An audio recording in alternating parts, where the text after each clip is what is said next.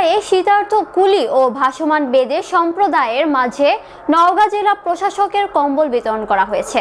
বৃহস্পতিবার সকালে আত্রাই উপজেলা পরিষদ মাঠে 2 শতাধিক কুলি ও ভাসমান বেদে সম্প্রদায়ের মাঝে প্রধান অতিথি হিসেবে উপস্থিত থেকে কম্বল বিতরণ করেন নওগাঁ জেলা প্রশাসক মোহাম্মদ আব্দুল আওয়াল। আত্রাই উপজেলা প্রশাসকের আয়োজনে অনুষ্ঠিত কম্বল বিতরণ অনুষ্ঠানে সভাপতিত্ব করেন উপজেলা নির্বাহী অফিসার মোহাম্মদ কামাল হোসেন।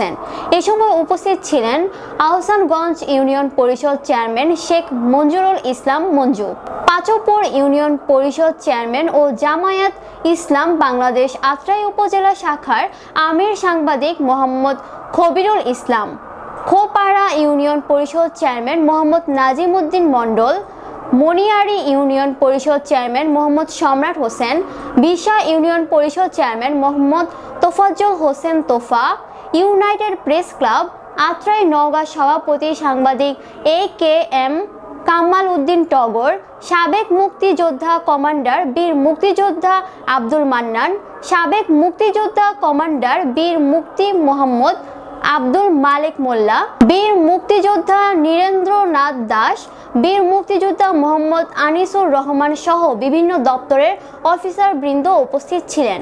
কম্বল বিতরণ অনুষ্ঠান শেষে জেলা প্রশাসক ভূমি সেবা সহজীবীকরণ বিষয়ক কর্মশালায় যোগ দেন এবং উপজেলা পরিষদ চত্বরে বৃক্ষরোপণ করেন। এছাড়া জেলা প্রশাসকের রুটিন অনুসারে আত্রাই থানা, আহসানগঞ্জ তহসিল অফিস, মোল্লা আজাদ সরকারি কলেজের অধ্যক্ষ সহ সকল কর্মকর্তা কর্মচারী সাথে এক মতবিনিময় সভার যোগ দেন।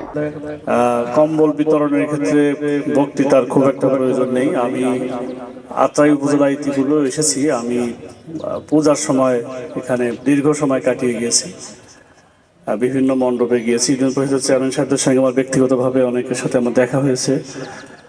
এখানে যারা এসেছেন, আমি রুটিন একটা কাজে আসছি।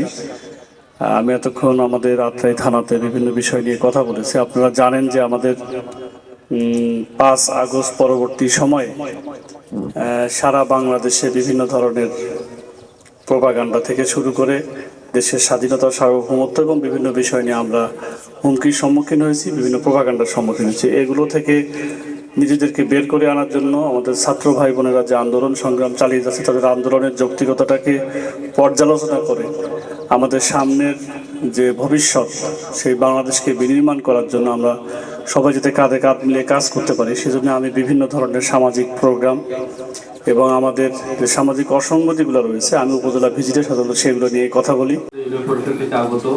উদ্যোক্তাবৃন্দ, বিভিন্ন দপ্তরের দপ্তর প্রধানগণ, সকলকে জানাচ্ছি আন্তরিক অভিনন্দন, সালাম এবং আদাব। স্যারের অনেক ব্যস্ততা আছে, স্যারের অনেক ব্যস্ততার মাঝে যে আমাদের আত্রাই উপজেলা আজকে দিনভর বিভিন্ন দপ্তর পরিদর্শন এবং দর্শনের সময় রেখেছেন। এজন্য স্যারকে ব্যক্তিগতভাবে বিশেষ কৃতজ্ঞতা জানাচ্ছি এবং ধন্যবাদ জ্ঞাপন করতেছি। আমরা সবাই জানি যে স্যারের আজকে দিনভর অনেক জায়গায় অনেক দপ্তরের পরিদর্শন এবং দর্শনের টেনান্টে 20 বিঘা জমি আছে। 20 বিঘা জমি হচ্ছে ধরেন 3 বিঘা হচ্ছে নওগাঁ শহরে, আর বাকি 17 বিঘা হচ্ছে নওগাঁ কোনো একটা ইউনিয়নে আপানিয়া বন্ধ করে দেয়। এখন এক ছেলে যদি নওগাঁ সদরে ওখান থেকে 1 বিঘা দাবি করে, 5 বিঘা 4 জন 5 সন্তান যদি হয় 4 বিঘা করে ভাগে পাবো। ধরেন তার মানে ইয়ে নাই।